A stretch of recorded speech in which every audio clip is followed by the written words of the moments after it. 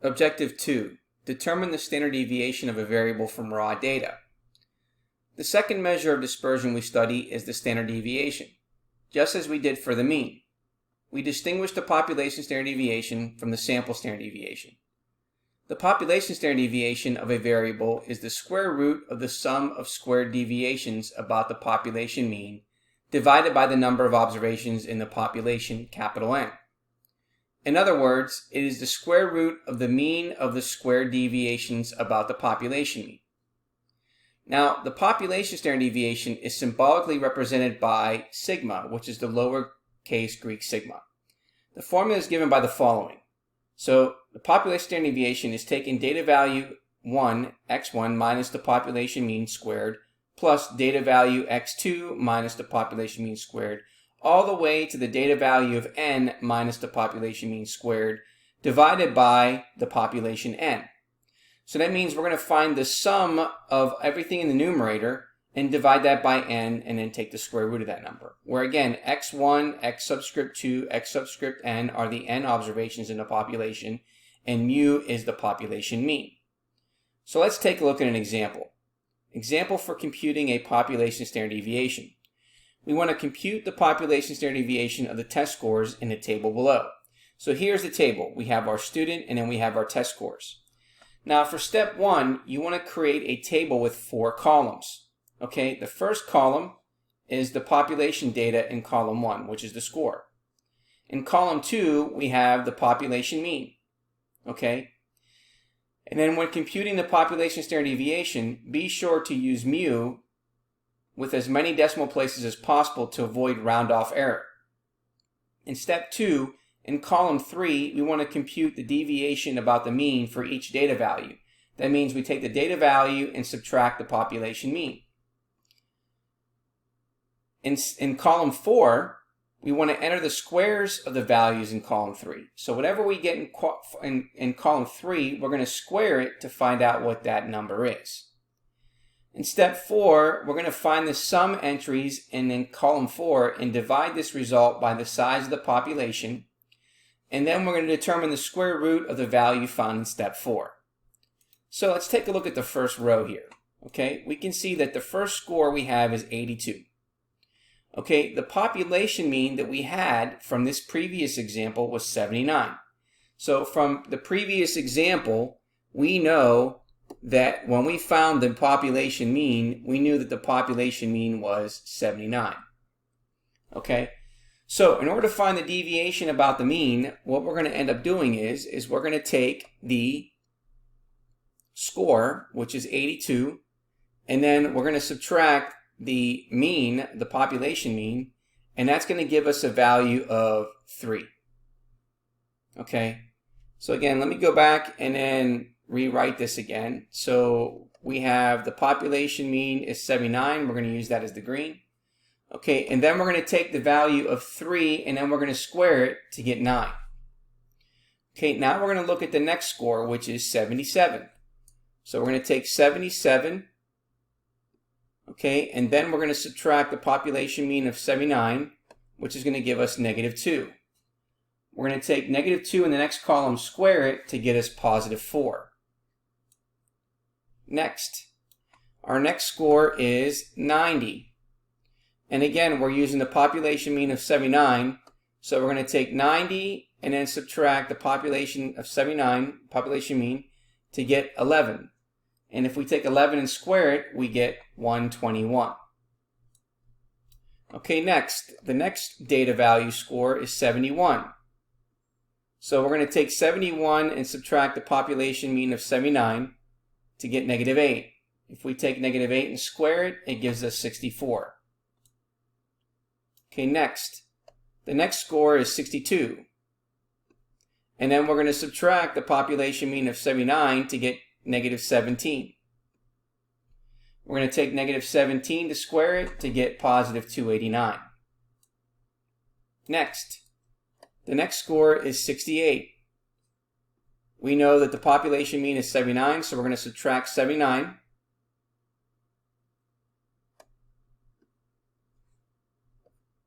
And then we're going to get -11. So take a -11 and square it to give us 121. Okay, next, we have a score of 74. We know that we're going to take the population mean of 79. We're going to subtract that from 74 to get -5. We're going to take -5 and square it to get 25. Next, we have a score of 84. We're going to subtract the population mean of 79 to get a value of 5. 5 squared is 25. The next score is 94. The population mean is 79. We're going to take 94 and subtract the population mean of 79 to get 15. Take 15 and square it to get 225. The next score is 88. We're going to take 88 and subtract the population mean, which is 79, to get 9. 9 squared gives us 81. So now what we want to do is now we want to determine the totals. Okay, so what is the total of the deviation about the mean? Well, if you notice, the total about the deviation about the mean is 0. Okay, and so when we add up this entire column here, we add up all these values, we're going to get a total of 0. Okay, and now what we want to do is we want to find the total in this column. So if we add up all of these values, that's going to give us the sum of the deviation squared. So when we add up 9, 4, 121, 64, 289, 121, 25, 25, 225, and 81, that gives us a total of 964. Okay? So what do we need now? Well, what we need to do now is we need to find the standard deviation. Now, the sum of the entries in column 4 to obtain the number or the formula for the population standard deviation, we're going to divide this sum by the number of students, 10. Okay, so we know that n in our problem, okay, meaning the number of students that we have, was equal to 10. So what we're going to do is we're going to take the sum in the numerator, which is 964, and then we're going to take the value of n, which is 10, and we're going to divide that by 10, and therefore that gives us 96.4 points squared. Now we're not done yet, because this represents a number that we need to take the square root of in order to determine the population standard deviation. So we're going to take the square root of this value. So we get 96.4 points. We're going to take the square root of that value, and then we get 9.8 points. So therefore, there is our standard deviation. Okay. Now, if we look closely at table 7, the further an observation is from the mean 79, the larger the squared deviation. So for example, because the second observation 77 is not far from 79, the squared deviation 4 is not large. However, the fifth observation 62 is further from 69, so the squared deviation 289 is much larger. Now, if a data set has many observations that are far from the mean, then the sum of the squared deviations will be large and the standard deviation will be large. Now let's look at a definition of the sample standard deviation. Now the sample standard deviation, lowercase s, of a variable is the square root of the sum of the squared deviations about the sample mean divided by n minus 1, where n is the sample size. And the formula is given by the following. S is going to equal the sum in the numerator divided by n minus 1, where x subscript 1 to x subscript n are the n observations. So let me go ahead and put that in there. Okay, so this should be are the n observations, and if you notice here, this should be lowercase n, not capital N. Okay, so we should have a lowercase n because now we're dealing with n observations in the sample, and x bar is the sample mean. Now, if you look at the denominator, we want to ask ourselves, why do we divide by n minus 1? Well, understanding the degrees of freedom. To find the sample standard deviation, we divide by n minus 1. Showing why we divide by n minus 1 is beyond the scope of the course. However, the following explanation has intuitive appeal. We already know that the sum of the deviation about the mean, x minus x bar, must equal 0.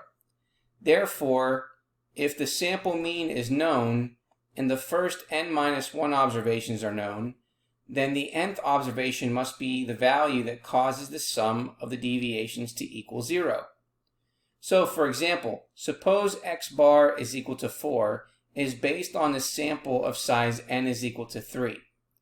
So we know that x1 is equal to 2, x2 is equal to 3, and then we can determine what is x subscript 3. So let's go ahead and write this. So we know that x subscript 1 is 2. So there's x subscript 1. Okay, and then we know that x subscript 2 is 3. So plus x subscript 2 is 3. Okay, and so what we're looking for is x subscript 3. So we don't know what that is. Okay, we do know that the value of n, since the sample size is 3, we know that n is 3. Okay, and then we also know that the sample mean is 4, so the sample mean is 4. So what we can do is we can then solve for the value of x3. So if we add 2 plus 3, we're going to get 5 plus x3 over 3, which is equal to 4. And so what we want to do is we need to use algebra to solve for x3. We're going to multiply both sides by the common denominator, which is 3. So we get rid of the 3 here, and we end up with 5 plus x3, which is equal to 4 times 3, which is 12. And then if we subtract 5 to both sides, then we see that x subscript 3 is going to equal 7. Now, we call n minus 1 the degrees of freedom because the first n minus 1 observations have freedom to be any value. But the nth observation has no freedom. It must be whatever value forces the sum of the deviations about the mean to equal 0. Okay, now, example, computing a sample standard deviation. In a previous lesson, we obtained a simple random sample of exam scores, and we found that the sample mean of 73.75. We want to compute the sample standard deviation of the sample of test scores for the data. Now remember, to find the sample mean, we totaled up all the scores, 295, and divided by the total number in the sample, which was 4. So 295 divided by 4 gave us a mean of 73.75. So we're going to follow the same approach used to compute the population standard deviation, but this time we're going to use the sample data. So Jennifer has 62, Juan has a score of 88, Ryan has a score of 77, and Dave has a score of 68. Now when computing the sample standard deviation, be sure to use the sample mean, or x bar, with as many decimal places as possible to avoid round-off error. However, report the standard deviation to one more decimal place than the original data. For this example, report the standard deviation to the 10th place. So here we have our columns. We have our score, we have our sample mean, we have our deviation about the mean, and then square the deviation about the mean. So we have the first score, which is 62. So the first score was 62. Okay. We also know that the sample mean up here that we got for those is 73.75. So we're going to take our score, 62, we're going to subtract our sample mean of 73.75 to get the result of negative 11.75. And then we're going to take negative 11.75 and square it to get 138.0625. Okay, next. The next score is 88. And then our sample mean again is 73.75. So we're going to take our score of 88, subtract 73.75, which is our sample mean, to get 14.25. So we're going to take 14.25 and square it to get 203.0625. Okay, next, our next score is 77. And again, our sample mean is 73.75. So we're going to take 77 and then subtract our sample mean of 73.75 to get 3.25. Take 3.25 and square it to get 10.5625. Okay, next, our score is 68. Again, our sample mean is 73.75. We're going to take 68 and subtract 73.75 to get negative 5.75. Take negative 5.75, square it to get 33.0625. Just like in our previous example, we need to find the sum, right? Now, when we find the sum of the deviation about the mean, we should get 0 like we did before. Okay, now in this column, the last column, we're going to add up the total here. So we're going to add up 138.0625, 203.0625, 10.5625, and 33.0625. When we add those all up, we get a total of 384.75. So the sum of the entries in column 4, we know gives us, the sum is 384.75. Now also, let's talk about the sample size. Well, we know that the sample size is 4, and we're going to subtract 1 from that to get the value of 3. So n minus 1, which is 4 minus 1, is going to give us 3. When we divide these two values, we get 128.25 points squared. So now what we need to do is we need to take this result that we found here, okay, which was 128.25 points squared, and then we're going to take the square root of that and then round it to 1 decimal place to give us approximately 11.3 points. Now remember, you round the sample standard deviation to 1 more decimal place than the raw data. Okay, next, the standard deviation and resistance. Okay, now in this example, we'll see that the standard deviation is not resistant. Now, let's take a look at what I put in here in StatCrunch. Okay, so in StatCrunch, okay, we have our student, which is Michelle, all the way to 1, and we have our score of 82 all the way down to 88. Okay, so the data in the table represent the first exam scores, and let's see what effect that has on the standard deviation. So we're going to go ahead and do this using StatCrunch. So here's the sample of Sam, Pam, Bilal, and Michelle. Now, the first column is the score. So this is the score that they have, 84, 71, 90, and then 82. Okay, now let's see what happens if there's a typo. So we're going to say score, and I'm going to write not with error, but I want to put score with the typo, okay? So let's say that we end up getting a score, Sam's 84, Pam's 71, Bilal's 98, but we mistakenly put in 28 instead of 82 for Michelle. So what we're going to do is we're going to check and see what happens here. So we're going to go ahead and select Stat, go to Summary Stat, we're going to go to Columns. Okay, so the two columns that we want to find the standard deviation is that one and the typo. So we can compare them. So let's take a look at that. We're going to go ahead and select standard deviation. Okay, and then select compute. So if you notice here that the standard deviation for the first one ends up being 7.93, whereas the score with the typo, the standard deviation was 27.98. Okay, so we can see that the correct standard deviation was 7.9, but again with the typo it dumped all the way up to 28. So the sample standard deviation, if Michelle's score is incorrectly entered as 28 instead of 82, is 28 points. The sample standard deviation using the correct value is 7.9 points. Here we see that one extreme value has a huge impact on the value of the standard deviation. So again, the sample standard deviation of Michelle's score was incorrectly entered as 28, and we can see what happens with that standard deviation. Now, interpretations of standard deviation. How does the value of the standard deviation relate to the spread of the distribution?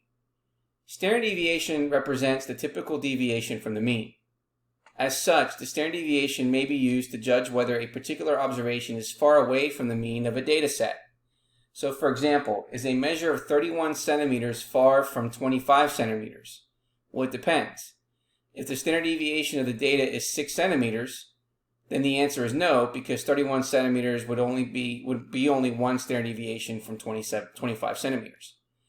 However, if the standard deviation of the data is 2 centimeters, then the answer is yes, because 31 centimeters would be 3 standard deviations away from 25 centimeters. So a good rule of thumb is to consider an observation far away if it is more than 2 standard deviations from the other observations, such as the mean. So when judging the unusualness of an observation, it is vital that you consider the underlying variation in the data as measured by the standard deviation. So when comparing two populations, the larger the standard deviation, the greater the dispersion, or spread, of the distribution provided by the variable of interest from two populations has the same unit of measure. The units of measure must be the same so that we are comparing apples with apples. So for example, $100 is not the same as 100 Japanese yen, because recently $1 was equivalent to about 114 yen. So a standard deviation of $100 is substantially higher than a standard deviation of 100 yen. The standard deviation is used to describe the spread in symmetric distributions, while the mean is used to describe the center of distributions. Okay, let's take a look at an example comparing the standard deviations of two sets of data. The data tables represent the IQ scores of a random sample of 100 students from two different universities. We're going to use the standard deviation to determine whether University A or University B has more dispersion in the IQ scores of its students. So the first thing we're going to do is we're going to go ahead and open up this data in StatCrunch. So what I'm going to do is I'm going to take a look at stat, I'm going to go to summary stat, and I'm going to go to columns. And we want to compare University A with University B. And then what we want to do is we want to compare their standard deviations by selecting standard deviations. We're going to select compute. Now if you look at University A, we get approximately 16.1 as our standard deviation. For University B, we get approximately 8.3. Now, if we both round those to the nearest tenth, we found that the standard deviation for University A was 16.1 points, and at University B, it was 8.3 points. The IQs at University A have more dispersion as the scores have a higher standard deviation. Okay, the next activity. Activity 1, standard deviation as a measure of spread. We're going to use the mean and median versus standard deviation applet to answer parts A through D. So here is our applet. Okay, we're going to click on the reset button, and then we're going to create a set of 5 observations such that the mean and the median are roughly 3.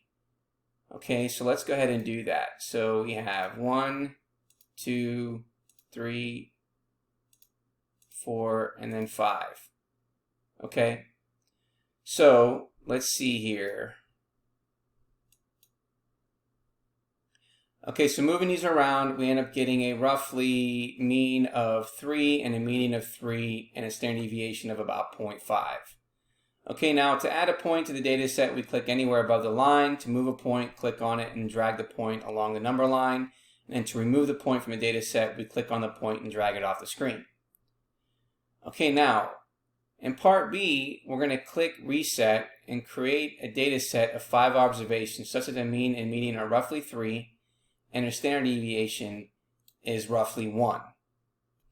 Okay, so here are our values where we have the mean and the median is roughly around 3 and the standard deviation is around 1.